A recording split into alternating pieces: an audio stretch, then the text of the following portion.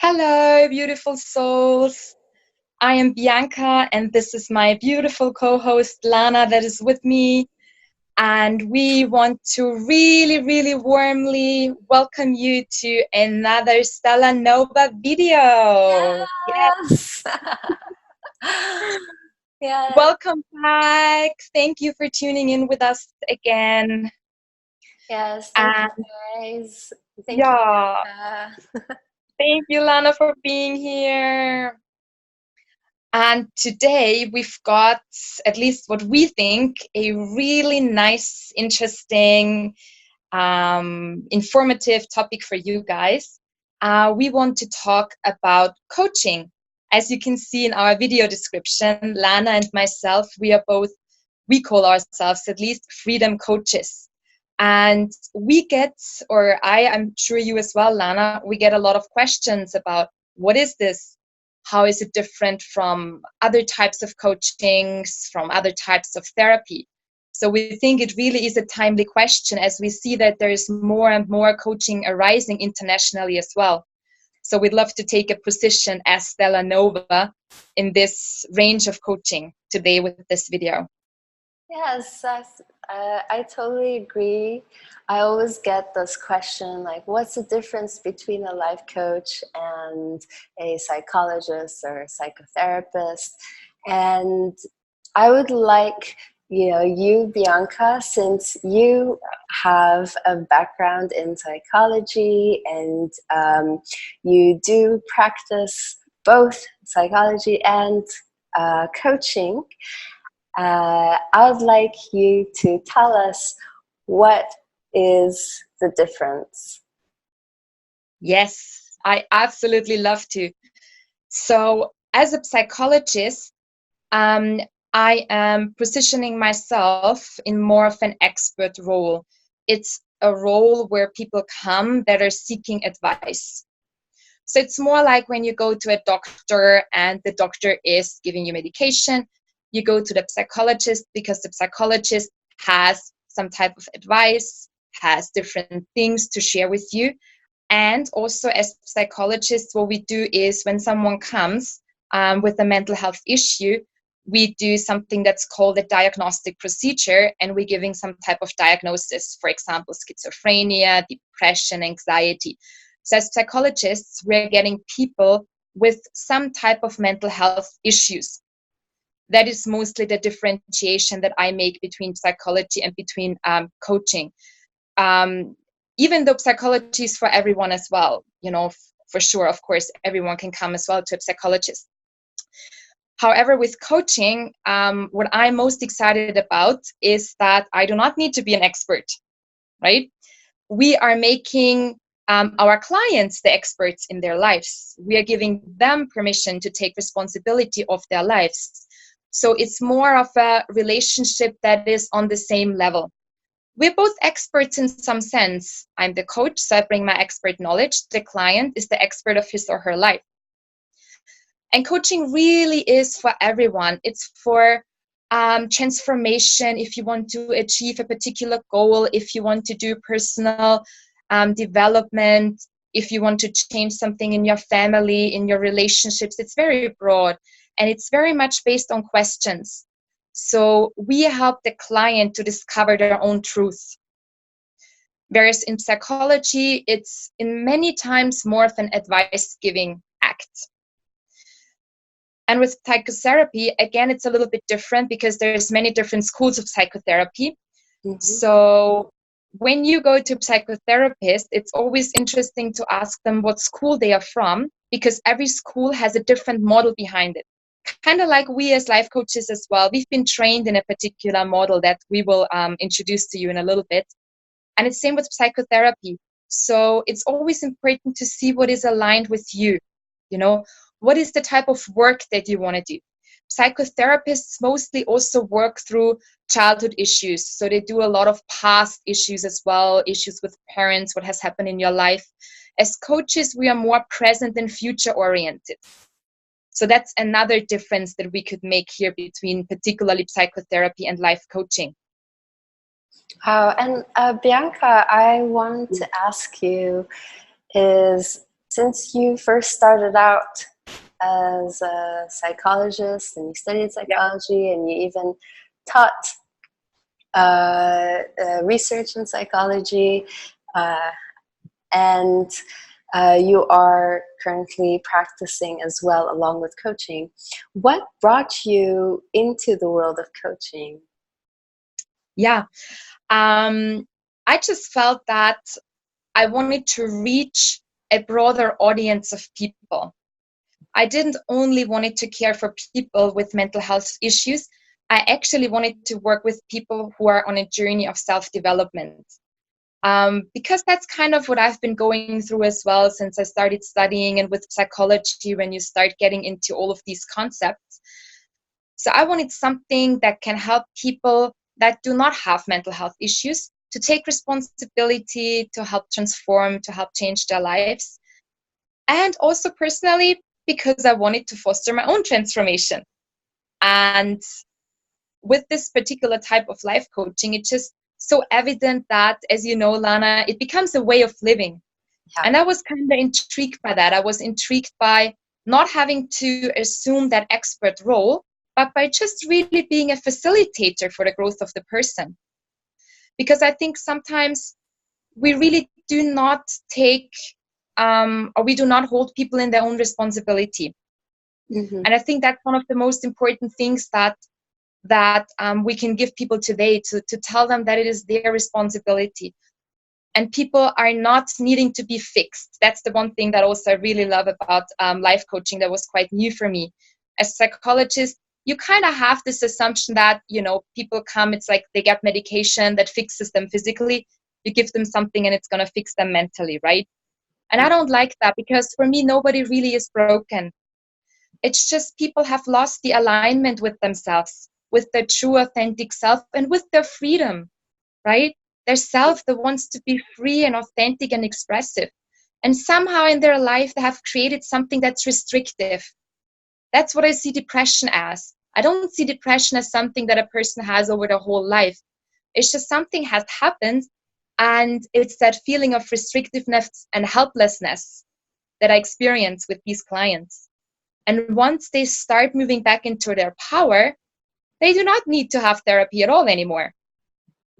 Because then they're getting the tools that they can work with for themselves. And that's also what I really, really love about coaching. People take their own tools from it, and they use them, and they spread them. It's like a domino effect. You get some people, you coach them, and they become coach-like themselves in their lives. Yes, absolutely. I truly believe that in coaching is that we are here to give you tools that when you feel like there's a depletion of the happy hormones, like the serotonin, the dopamine, and that's what, when there's a depletion, is something when people go into depression. And we can give these tools that will help your own mental state and your emotional state. And mainly when your emotional state and your brain, your mental state work together, your brain starts producing these happy hormones on its own, that we try to give the tools to exercise the muscle of the brain for these hormones to secrete. Yeah, absolutely. I totally love what you said. Yeah, 100%. And for us, we don't want clients coming to us for 5 years, right? As coaches, we really keep checking in if we are the right person to coach them, if the relationship works, if the tools are working. We do not want to have long-term clients. No, we want people to really live empowered lives. So absolutely. It's really about the boost, right? Yes, that's what I do with my clients, and that's what I tell them. I'm like, here, I am not a therapist that you will come to me on a weekly basis for years on end. I want to empower you. I want to give you all the tools to understand yourself, to know yourself, to become more aware, to be able to create the fulfillment in your life without the need of somebody constantly there and someone that you talk to. And yes, we are in our lives that we are human and things can affect us in different ways. And it's okay that to come by, every once in a while when you really want the help and need the help. And that's what I tell my clients. Like, they ask me, Lana, how many times should we do this? I said, okay, guys, listen, the first 2 sessions will be like a week or 2 weeks in between, just to get the basis of coaching and to understand the language. Okay, so you can be able to coach yourself in between these sessions. And then later on, I would like to have like 3 weeks, a month, and then afterwards, I would love just to hear from you what your experiences are, and just come to me when you really feel that it's needed, because I trust myself and I trust my clients, and I give them the tools that they need to go on with their lives with fulfillment. Yeah. And I wanted Exactly. to ask you a question, Bianca, because this is based on my assumption, and I want to have that more clear, is that we're not born with mental illnesses such as like bipolar and such as the depression and things like that, which has a chemical imbalance in our brains. Is that correct? So this is one of the most trickiest questions in psychology to ever ask. So I love that you ask it. Thank you for it. It's a question people actually ask a lot. So it's something that is not very clear. And what we as psychologists presume is that in many cases, it's a bit of a combination, in the sense that some people have a genetic or a biological predisposition. Mm-hmm. And then for some people, because their life goes stable and everything is well, nothing ever happens. They just have this predisposition. But then some people get triggered by the environment. Something happens, a trauma, something stressful, or as I say, they just feel in resistance, they feel helpless, very sad. And then this can get triggered. So it gets amplified. So that's when things start to happen. Mm-hmm. So it's not really an either or. On the other hand, there's also people who do not have a predisposition, and then something happens. So it's purely, I don't want to say purely, because there's always, if you say 100% caused by this or this, there's always a bit of an overlap. It's never 100%. But there's people with less predisposition, but more traumatic effects. For example, if children go through, for example, sexual abuse, they do not need to have much genetic predisposition, and that's going to have a really harsh impact on their development, particularly when they're kids. So mostly it's a bit of a combination of both, depending on the percentage. But it's never the way, or nearly never the way, right? I don't want to say 100%, because with things like schizophrenia, it can be something that people are dealing with more on a lifelong basis, but not always. I don't want to say that. With other cases like anxiety, depression, trauma, all these kind of things, I always only take people as a momentary, what's going on momentarily for them. And this is not a sign that this keeps happening to them.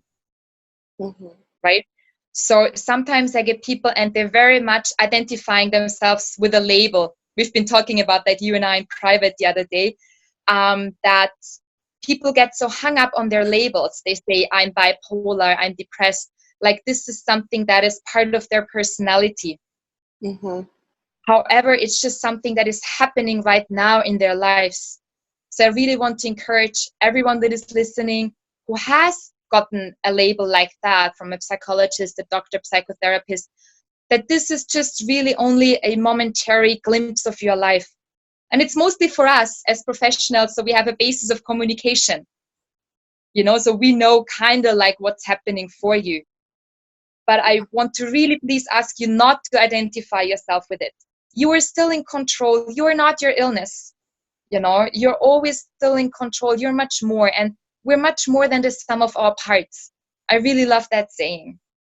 Yes. Wow. Wow. Yes, we are so much more. And um, we speak to you as people that have experienced that side. Like, I have personally experienced the depression based through multiple traumas from my childhood and growing up. And I was very scared myself to go to a psychologist. I did not know coaching at the time.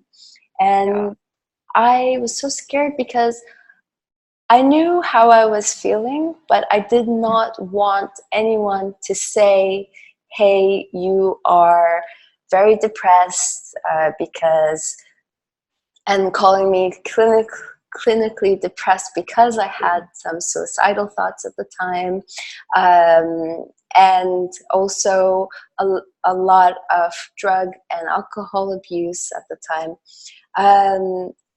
I was really scared from that label, and I did not want it. So it took me a bit longer to heal. Uh, I did a lot of parts on my own, and then I did go to some therapy, specifically hypnotherapy. And then I discovered coaching, which I did even the rest of my healing right there. Yeah. Yeah, absolutely. And I've been the same. I've had some really dark, depressive moments, same with some suicidal thoughts. I don't want to call it, a lot. It was just little where you just think that everything goes dark. You kind of have on like dark glasses. It's how I describe this period. It's like you have this, I call it a mental filter. That might be a good thing to say, a mental filter where it doesn't even matter what other people are doing or saying. Everything is just black, and you feel very helpless in these times. And I understand what you say. It's like this label kind of makes it like, oh, I am that. It's this identification, it's not like I'm just feeling sad and I want help. Then these people go ahead and they give you this label and it just doesn't feel comfortable. And sometimes I must really say, I do a lot of diagnostic procedures as well. And it's hard, it's not always clear what that person is expressing, However, we do give diagnosis because sometimes it's just what you need so you can get funding from the government to go through therapy. So do not take it as something that is just extremely personal. And you can see it, we have made, like the change that we have made in our lives since our youth, and what you've been describing, it was similar to me. It's like we have changed 360 degrees and we're not that label anymore. No. So it is possible, and it is about taking that responsibility for yourself. As you say, okay, I wanted to do hypnotherapy because this is something that appealed to me. Then do that. Do not just go to someone because it's someone that is paid by your government or someone that is recommended to you. Make your own discerning opinion. Go call them, have a chat with them, and only if you feel aligned, then go. Because what we know, and I also know that not only from coaching, but from psychology, is like 80% happens through the relationship, through just having someone you trust. You can let go. You're falling in a safe space. And if you don't have that with someone, if you don't feel comfortable crying, screaming, whatever it is you need to express, then this is not the right person for you. And it's not worth spending your time there. Yes, absolutely. It is so important that when you are ready to accept help and go for help, it's so important that you find someone that you feel that is so comfortable, that can hold you and take care of you, to go to those dark places, okay, Yes. and to be able to express the deepest and darkest thoughts that you have to that person.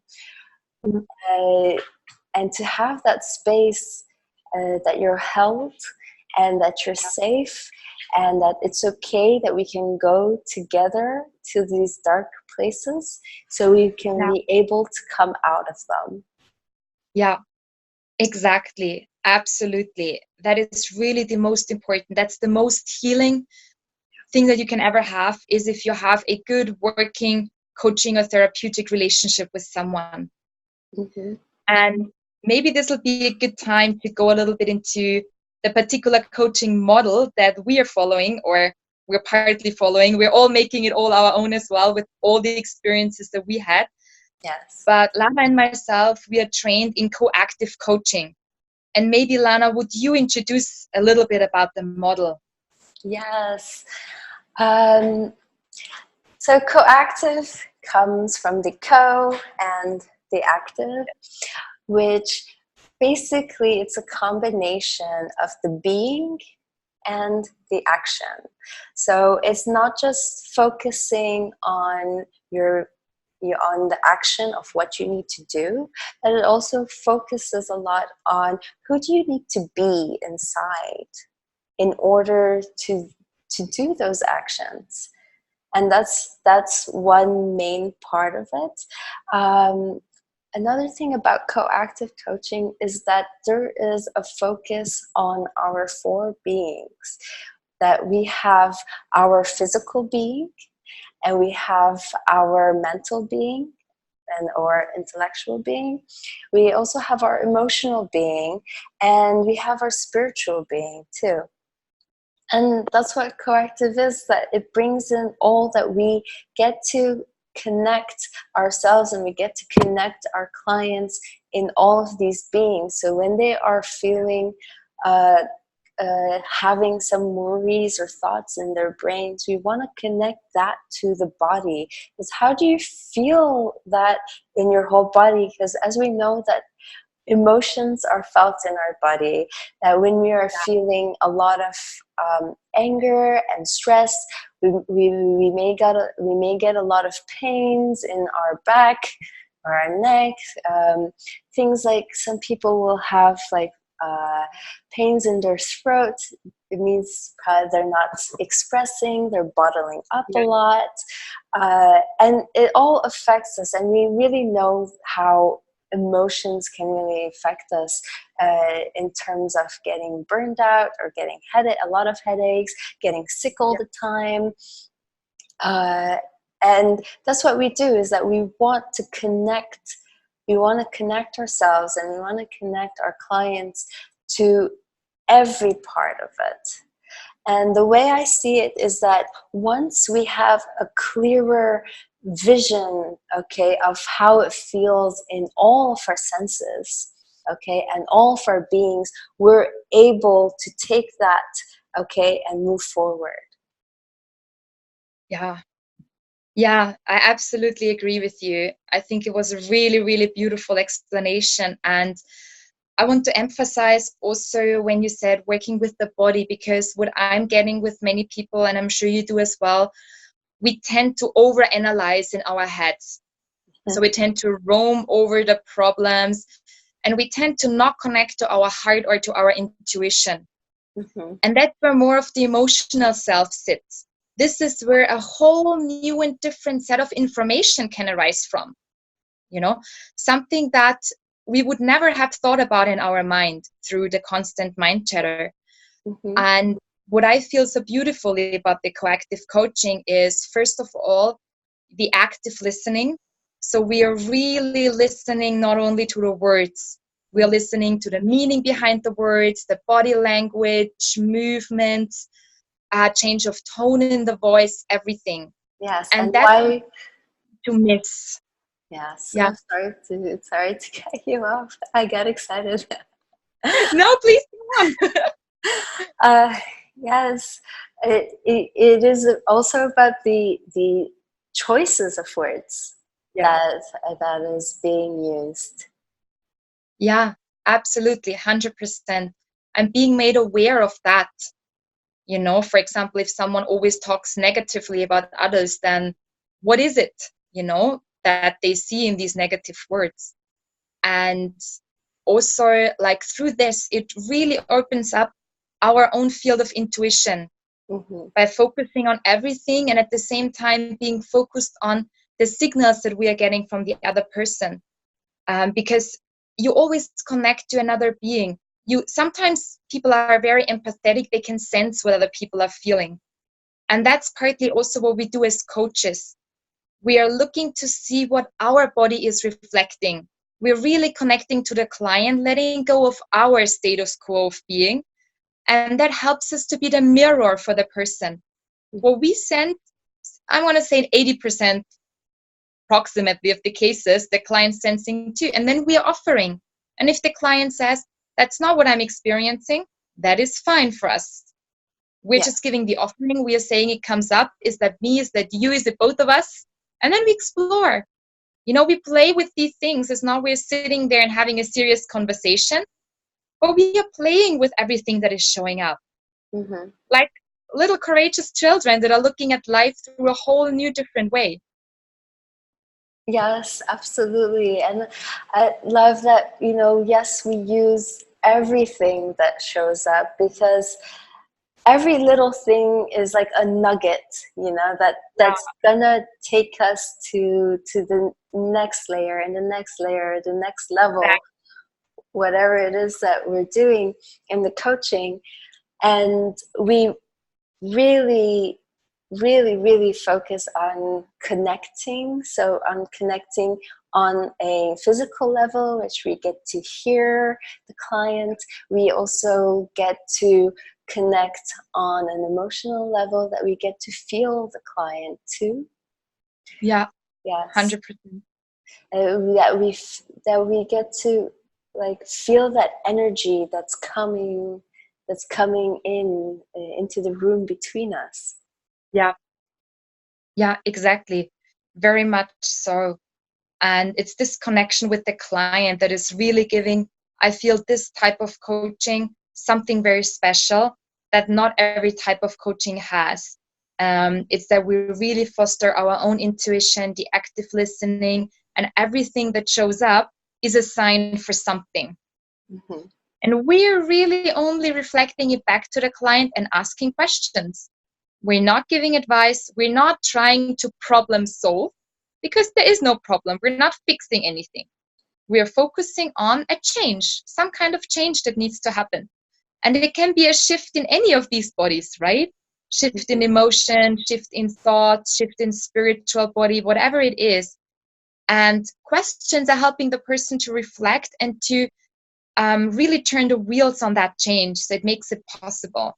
It's kind of integrating the coaching then in their personal life, because only about a little bit of a percentage happens in the session.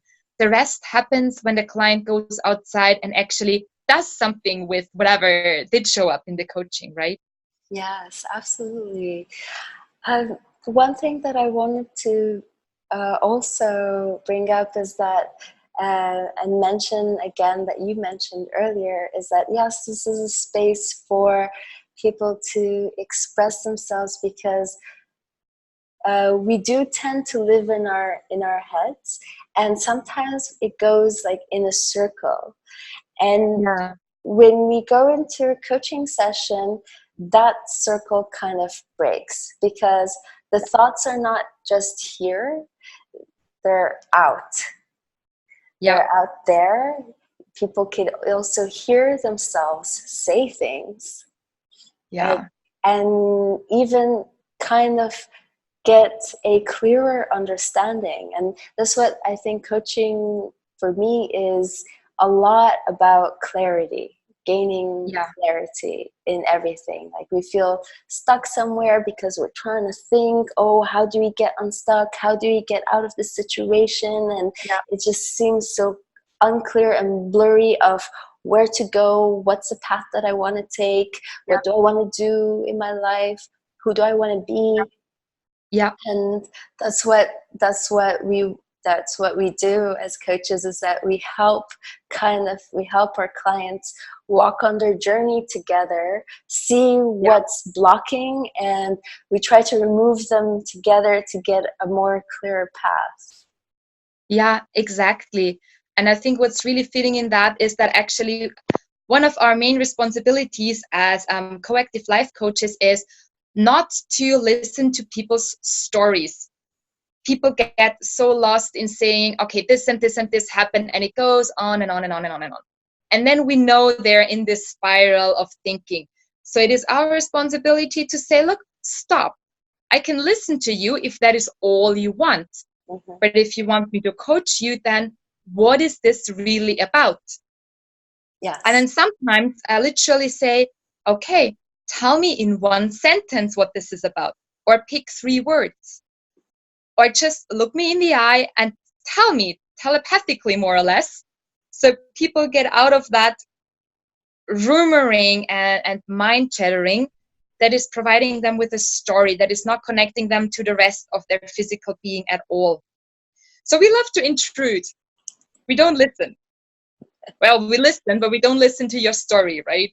We intrude the story, and that's where the coaching starts. Yes, absolutely. And in some cases, we do allow our clients to vent. And those are some cases. It's not every session is a venting session. No. Some of my clients, they have never shared their story to anybody. And it was their time to share it. So I would clearly tell them that, okay, I have a feeling that you have this need to share the story, and I want to let you know that, okay, if this is what you want to share your story, I will be very happy to listen with full acceptance and no judgment. And then we can do the coaching afterwards. Yeah, exactly. That's what I do sometimes as well. It just really depends on the person and on the situation. We avoid doing a whole session only that, because then people come in with the venting mode and they still vent when they leave. And we want to avoid that. So sometimes I say, you know what, I give you 10 minutes and you can load off everything that you want to load off, right? And what I also want to say is it can get really powerful to share the story if it's more of like being seen in sharing the story when it's connected to the emotions. Wow. Then it's absolutely fine. Then we're being the witness of the story, and then it gets powerful and transformational. Mm-hmm. Yes, absolutely. And I love the fact that you said being seen is that's what we want as human beings. We want to be seen and we want to be heard.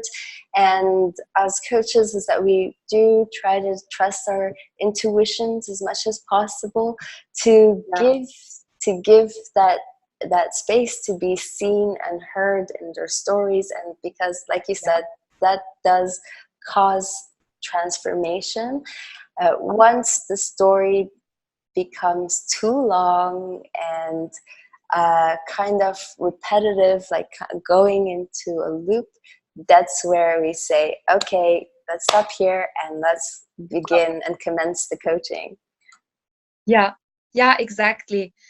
And I think that is kind of a good point for us as well to start closing the session for today, the video. Is there something, Lana, that you'd really want to add on to what we said that you feel is important about the coaching that we haven't mentioned yet? Yes, I want to speak not only about coaching, but I want to say that for everyone out there that is looking and searching for help,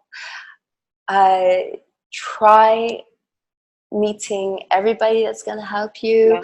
Also, it's not just one kind of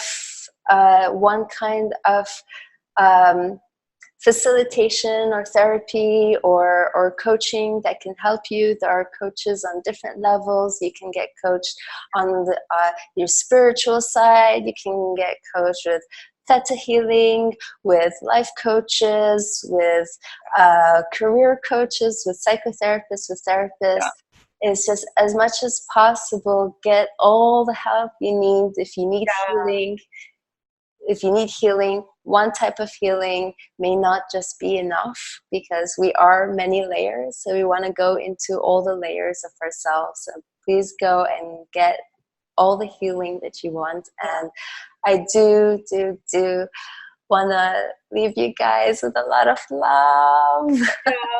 Yeah, same. We really do. Love you guys so much. And let us know. We are available as well. We both do tryout coaching sessions. So, if you want to just catch up and see if we are the right person for you, then please just drop us a comment, leave us an email. We'll get back to you, and join us on our Stella Nova community on Facebook as well if you like to hang out more with us. Yes. And subscribe to YouTube. Do everything that you need to do. We love to hear from you. Please share your experiences as well. And let us know all your thoughts. We really appreciate your feedback as well. Yes, thank you very much. Thank you, Lana. Much love to you and to everyone. Bye, guys. Until next time. Until next time.